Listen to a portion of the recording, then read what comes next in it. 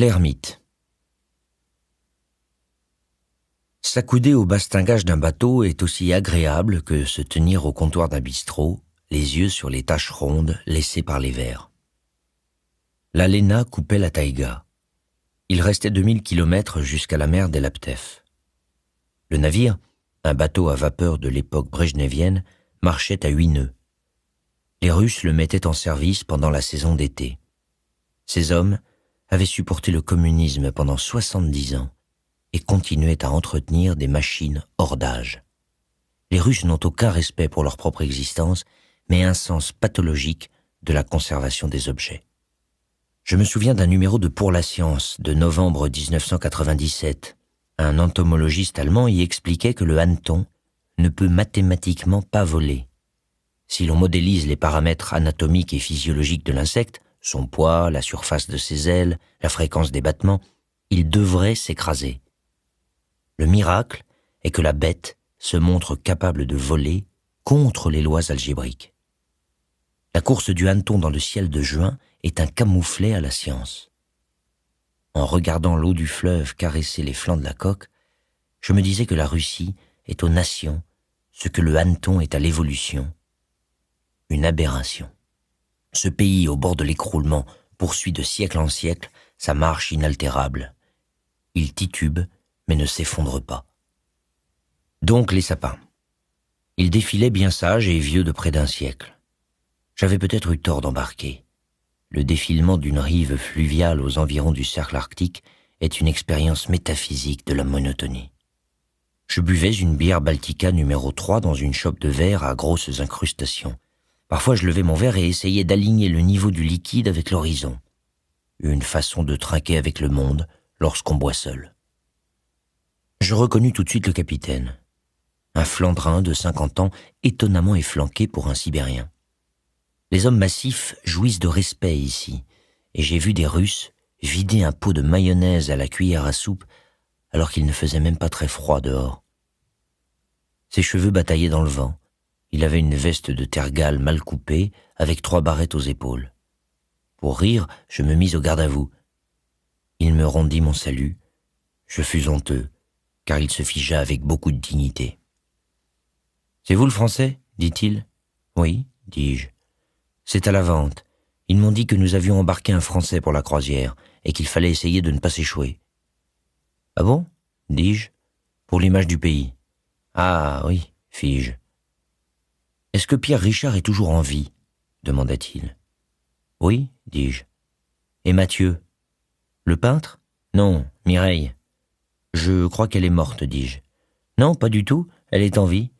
Je pose toujours la question aux passagers français pour voir. Vous pensez tous qu'elle est morte, c'est un mystère. »« Admettons. Tout va bien à bord ? » ?»« Oui, merci, c'est très agréable. »« Vous visitez la Yakoutie ? » ?»« Non.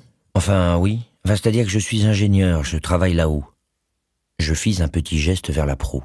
« Sur les plateformes pétrolières de la mer Arctique, ajoutai-je. »« Ah, fit le capitaine. »« Oui. »« Lukoil ou Sibneft ?»« Lukoil. »« Et là, vous vous rendez à votre travail en bateau à vapeur ?» Il ne me croyait pas. 3 jours d'embarquement m'avaient donné l'allure d'une épave. Je ne ressemblais pas à un sismologue capitaliste. « J'avais 10 jours, dis-je. Au lieu de rentrer en France, je suis descendu à Yakoutsk et je reviens lentement au boulot en me payant une croisière. En France, on dit faire d'une pierre 2 coups. En russe, on dit le même coup de knout pour 2 innocents. » Le capitaine s'appuya sur le bois dépoli du plat-bord. Il était agité et un peu triste. Je le classais dans la catégorie artiste de la typologie que 3 années de séjour dans l'Arctique sibérien m'avaient permis d'élaborer. Les Russes sont dotés de personnalités marquées par l'histoire. Le temps agit en gouge sur leur visage. La violence, l'âpreté ont sculpté des sillons dans la viande des faces. Dans les longueurs de la nuit arctique, là-haut, coincé dans ma prison offshore, je rêvais souvent d'écrire une anatomie des foules russes à la manière de Gustave Le Bon. Lorsque je rencontrais un Russe, je le rangeais dans l'une des 5 catégories sociomorphologiques auxquelles, pour le moment, aucun de mes interlocuteurs n'avait échappé. 1. Artiste itinérant et persécuté. Escogriffe à peau pâle, yeux délavés, gestes brusques, tient des propos inconséquents, cheveux filasses, conversation confuse plus proche du charabia dostoïevskien que de la tendresse turguénévienne, intérêt marqué pour l'ésotérisme et toute forme de spiritualité, sauf coranique. 2. Chasseur sanguin et bout en train.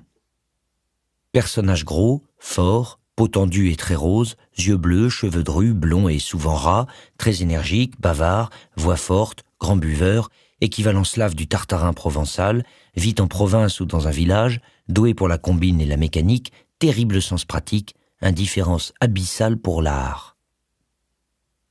3. Conspirateur rasputinien neurasthénique. Type brun, phénotype abkhazo-georgien, petite taille, très marqué par les tragédies, cachant sa morgue sous une barbe ou une moustache brune, silencieux et soumis d'apparence, héritier d'un passé complexe et trouble, idée politique proche du nihilisme, mépris assez élégant pour la vie, a alimenté les rangs des penseurs blêmes et anti-tsaristes de la fin du XIXe siècle. 4. Jeune fantassin enthousiaste, casseur de fascistes. Type musclé, beau, apollinien, sourire carnassier, nez très fin, visage viril, aurait pu servir de modèle pour les sculptures staliniennes ou de figurant dans une charge héroïque filmée par Eisenstein. 5. Businessman arriviste, enrichi par la chute de l'Union soviétique. Parasite qui doit sa prospérité au dépeçage de l'Union soviétique, individu flasque, blanc et gros, cachant son manque d'éducation et sa crasse culturelle sous des vêtements lamentablement assortis, un amas de gadgets prétentieux et la satisfaction de soi-même. Possède davantage de sens du kitsch que du beau, souvent moscovite, considère la nature comme un parc d'attractions et les bêtes sauvages comme des cibles pour le tir à la carabine. « Capitaine, oui ? Je vous offre une bière ? Merci, oui. En France, les capitaines disent toujours qu'ils ne doivent pas boire pendant le service. Ah, soupira-t-il, la délicatesse, la France, la civilisation. » Je pensais qu'il se moquait. Je revins avec une Baltica numéro 3 fraîche. L'or crépita sous la mousse. Nous trinquâmes à la rencontre. La rive s'éternisait. Nous passions en revue la morne plantation des sapins verts de bronze, baïonnette des immensités. Le grondement du moteur nous paraissait aussi naturel que les battements de nos cœurs. Apparut une trouée dans les bois, une clairière d'une centaine de mètres de largeur courant le long du fleuve. Une cabane en ruine trônait au milieu d'un champ de souches. Les herbes envahissaient la place. Le tableau me fit une forte impression et il s'en dégageait une beauté violente. « C'est la cabane de Constantin le Bienheureux, » dit le capitaine. « Un saint ? Il vit toujours. Ici ? » Déjà le bateau emportait la vision. Le sillage d'un navire est pareil à la vie, une broyeuse. La clairière, en arrière, trouait d'une tache floue la muraille des arbres. Le capitaine fixa l'aval. « Non, la cabane est abandonnée. Lui, je l'ai bien connu. C'était un chauffeur de tramway d'Yakoutsk, un type magnifique.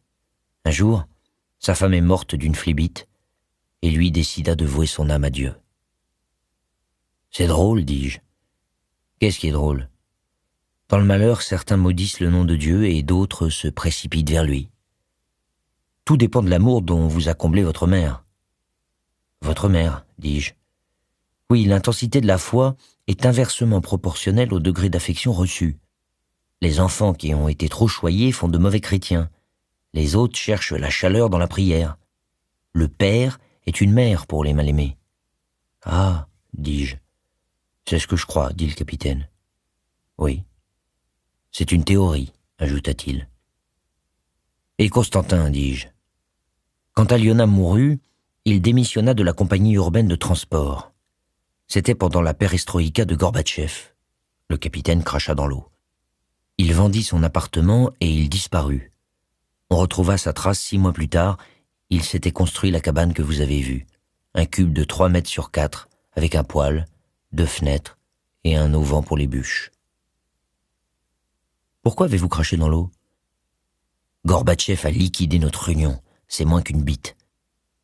Et Constantin, de quoi vivait-il ? Il avait apporté des vivres de la ville, des bidons de farine, du riz et du thé.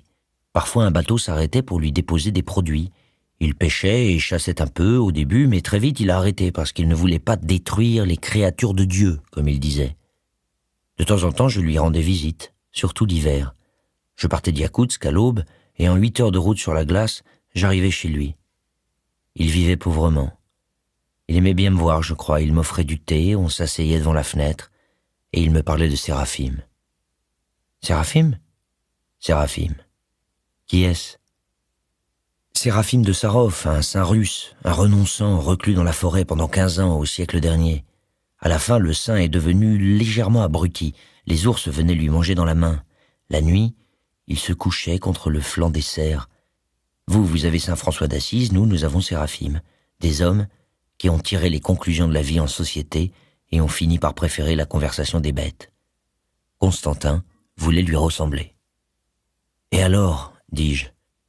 Au début, ça a bien marché. Il était heureux, il se consolait de son deuil, il priait l'icône de la Vierge de Kazan pendant des heures, il jeûnait et partait dans les bois avec son chien. 1 ou 2 fois, je l'ai accompagné. C'était un drôle de spectacle. Il s'adressait aux choses, il saluait les oiseaux, il caressait les arbres, il demandait de leurs nouvelles aux fleurs. Parfois, il se penchait sur un petit champignon et il le félicitait de sa bonne couleur rose, ou bien il voyait que le travail d'une fourmilière n'avait pas beaucoup avancé et il disait doucement « Ça n'est pas bien, petite mère. L'hiver approche et vous n'êtes pas prête. » Pour tout dire, il était cinglé. Un jour, je l'ai vu avaler un quignon.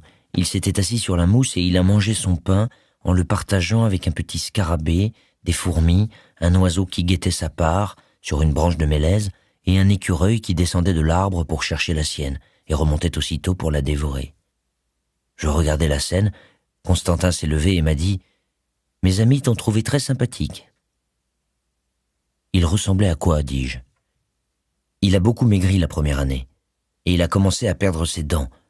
On ne comprenait plus grand-chose à ce qu'il racontait. La barbe avait tellement poussé. Il y avait ses 2 yeux bleus. On avait l'impression qu'ils allaient foutre le feu à la broussaille. Quand il croisait un animal, il devenait joyeux. Mais dès qu'il rencontrait un homme, son regard se voilait, son front se plissait. 4 sillons. C'était devenu un ange, il s'éloignait de nous. Mais pas de vous. Moi, il me tolérait. J'étais son ami. Je ne parlais pas trop, je partageais son silence, je ne posais aucune question. Il m'avait dit une fois que les questions sont des coups de poignard, la marque du sans-gêne. Les gens arrivent, ne vous connaissent pas, vous secouent la main et se mettent à jouer aux flics en vous assommant de questions. Je pouvais rester une soirée entière à boire le thé avec lui, sans un mot. Ces courtes visites me changeaient de mon foutu vapeur. C'étaient des incursions dans la Russie d'autrefois.